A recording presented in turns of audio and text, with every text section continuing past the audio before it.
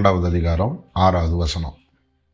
அவன் தரித்திரரை குறித்து கவலைப்பட்டு இப்படி சொல்லாமல், அவன் திருடனானபடியினாலும் பணப்பையை வைத்து கொண்டு அதிலே போடப்பட்டதை சுமக்கிறவன் ஆனபடியினாலும் இப்படி சொன்னான். ஒரு நாள் இரவு விருந்து பரிமாறப்படுகிறதான நேரம்.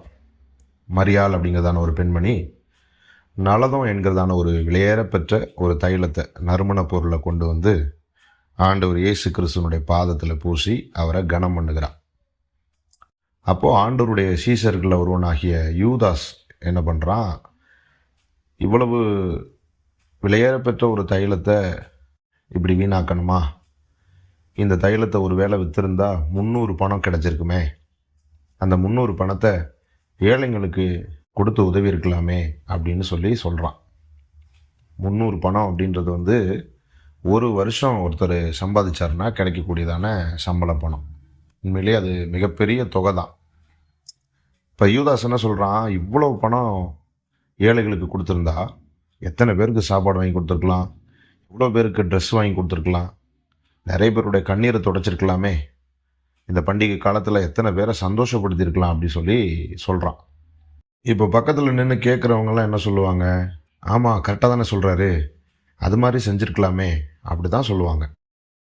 ஆனால் உண்மையில் யூதாஸுக்கு ஏழைங்க மேலே அக்கறை இருந்துச்சா? அக்கறையோடையும் அன்போடையும் தான் இதை அவர் சொன்னாரா அப்படி நம்ம பார்த்தோம்னா அதுதான் இல்லை. வசனம் என்ன சொல்லுது, அவன் தரித்திரரை குறித்து கவலைப்பட்டு இப்படி சொல்லாமல். அவன் ஒரு திருடனாமா. பணப்பை அவன் கையில் இருந்ததுனால அதில் பணம் இருந்துச்சுன்னு சொன்னால் அதை தனக்கு பயன்படுத்திக்கலாம் அப்படிங்கிறதான ஒரு தந்திர எண்ணத்தோடு தான் அவன் அதை சொல்லிக்கிறான். அந்த 300 பணம் ஒரு வேளை வந்து பணப்பைக்கு வந்துருச்சு அப்படி சொன்னால் அதில் அவனுக்கு நிறைய லாபம் பார்த்துடலாம் அப்படிங்கிறதான எண்ணம். இதைத்தான் நம்ம ஊரில் ஒரு பழமொழி சொல்லுவாங்க, ஆடு நனையுதே அப்படின்னு ஓநாய் அழுதுச்சான். ஓநாயோட சுபாவம் என்ன, அது அடித்து சாப்பிடும். ஆனால் அது ஆடுக்காக அழுகுதுன்னா அது நம்ம சிந்திக்க வேண்டிய விஷயம் இல்லையா? இப்படி தான் இன்னைக்கு நிறைய மனுஷங்க போலியான ஒரு அக்கறையை காண்பிக்கிறது மாதிரி, அன்பை காமிக்கிற மாதிரி, இரக்கத்தை காமிக்கிற மாதிரி நடித்து ஏமாற்றி நிறைய பேருடைய வாழ்க்கையை அழிச்சிட்றாங்க. முதலக்கண்ணீர்னு கேள்விப்பட்டிருக்கிறீங்களா? இந்த மாதிரி அவங்களுடைய அந்த ஏமாற்று வேலையை புரிஞ்சிக்காம நல்லவங்கன்னு நம்பி உண்மையிலேயே நம்ம மேலே அக்கறைப்பட்டு தான் பேசுகிறாங்க அப்படின்னு நம்பி ஏமாந்து போகிறவங்க, வாழ்க்கையை அழிச்சுக்கிட்டவங்க நிறைய பேர் இருக்கிறாங்க. இதுதான் ஆண்டவர் இயேசு கிறிஸ்து மத்திய 7வது அதிகாரத்தில் 15ஆம் வசனத்திலிருந்து 18வது வசனம் வரைக்கும் வாசிக்கும்போது அவர் சொல்கிறார், கள்ள தீர்க்கதரிசிகளுக்கு எச்சரிக்கையாக இருங்கள், அவர்கள் ஆட்டுத்தோலை போர்த்து கொண்டு உங்களிடத்தில் வருவார்கள், உள்ளத்திலோ அவர்கள் பட்சிக்கிற ஓநாய்கள், அவர்களுடைய கனிகளினாலே அவர்களை அறிவீர்கள், முட்செடிகளில் திராட்சை பழங்களையும் முட்பூண்டுகளில் அத்தி பழங்களையும் பறிக்கிறார்களா? அப்படியே நல்ல மரமெல்லாம் நல்ல கனிகளை கொடுக்கும், கெட்ட மரமோ கெட்ட கனிகளை கொடுக்கும்.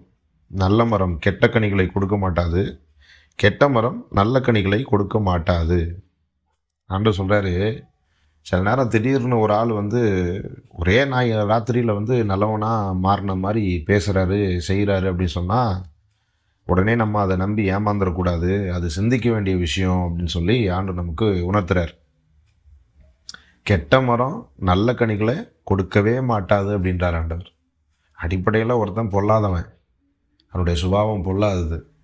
ஆனால் பேச்சு வந்துட்டு ரொம்ப அன்பாகவும் அக்கறையாகவும் மற்றவங்க மேலே வந்துட்டு ரொம்ப இரக்கமாகவும் அப்படி வெளிப்படுது அப்படின்னு சொன்னால் அதை நம்ம சிந்தித்து பார்க்க வேண்டியதான ஒரு விஷயம் அப்படின்றத நம்ம மறந்துடக்கூடாது. மத்தேயு 2வது அதிகாரத்தில் 7, 8 ஆகிய வசனங்கள் நீங்கள் வாசிக்கும்போது ஏரோது பேசின விஷயங்களை நம்ம அங்கே கவனிக்கிறோம். அதாவது ஆண்டவர் இயேசு கிறிஸ்து பிறந்திருந்ததான அந்த காலத்தில் சாஸ்திரிகளிடத்தில் அந்த ஏரோது சொல்கிறான், நீங்கள் போய் அந்த குழந்தையை பார்த்துட்டு வந்து எனக்கு சொல்லுங்கள், நானும் போய் அந்த குழந்தையை பணிஞ்சுக்கிறேன் அப்படின்னு சொல்கிறான். அவன் எவ்வளோ தந்திரமாக அந்த வார்த்தையை சொல்கிறான் பாருங்கள். இப்போ புதுசாக பார்க்கும்போது கேட்கும்போது உண்மையிலே ராஜா வந்து பணிந்து கொள்கிறதுக்கு தான் கேட்குறாரு போல் அப்படி தான் நினைக்க தோணும். ஆனால் இந்த ஏரோது வந்து ஒரு மிக மிக பொல்லாத ஒரு மனுஷன். இவன் பதவிக்காக தான் சொந்த குடும்பத்தையே கொலை செஞ்ச ஆள். தன்னுடைய மனைவி, தன்னுடைய பிள்ளைங்க, கூட பிறந்த சகோதரன், இப்படி அநேகம் பேரை வந்துட்டு இவன் வந்து பதவிக்காக கொலை செஞ்சவன். இவன் போய் பணிஞ்சுக்கிறேன்னு சொல்கிறானே, தன்னுடைய பதவிக்கு போட்டியாக வந்திருக்கக்கூடியதான ஒரு நபர், யூதருக்கு ராஜாவாக பிறந்திருக்கிறவர் எங்கே அப்படின்னு தான் விசாரிச்சுட்டு வந்தாங்க. இவன் போய் உண்மையிலேயே பணிஞ்சுக்குவானா? பேச்சு தான் அப்படி, ஆனால் உள்ளுக்குள்ளே எண்ணம் வந்து வேற அவனுக்கு ஓடிட்டு இருக்குது. இப்படி தான் நம்மளை சுற்றி நிறைய மனுஷங்க இருக்கிறாங்க. நம்ம அந்த விஷயத்தில் ஜாக்கிரதையாக இருக்கணும்னு சொல்லி ஆண்டவர் நம்மளை எச்சரிக்கிறார்.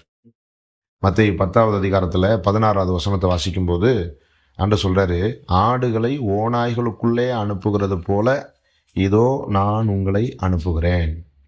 ஆகையால் சர்ப்பங்களைப் போல வினா உள்ளவர்களும் புறாக்களைப் போல கபடற்றவர்களுமாயிருங்கள்.